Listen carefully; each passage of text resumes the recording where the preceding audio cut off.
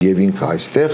առաջին բացումը պարարվեստի դպրոցը 1924 թվականին, որ հետագայում դարձավ Երևանի պարարվեստի ուսումնարան, քոլեջ։ Եվ Արիստակեսյանը եղավ մեր հայ նորագույն պարի հիմնադիրը, նա եղավ նաև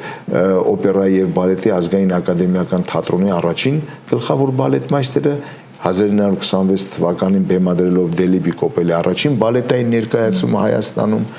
եւ 1937 թվականին Ջրահարսը օպերայի ժամանակ Արիստակեսյանին աքսորում են։ Բռնում են որպես ազգային պարերի բանահավաք մասնագետ, նրան աքսորում են Սիբիր, Կոլինո, ցրտի եւ մահվան ճանապարհ։ Եվ նա 10 տարի անցկացնելուց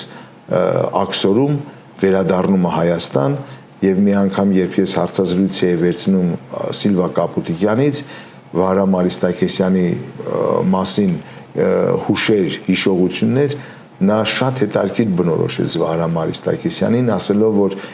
երբ մարդիկ վերադառնում էին աքսորից ինչ-որ մախսով, բայց Արիստակեսյանը եկավ պայծառատենչությամբ, լցված լույսով, որպեսզի նա վերակենդանացնի հայկական ժողովրդական հինավուրց պարերը։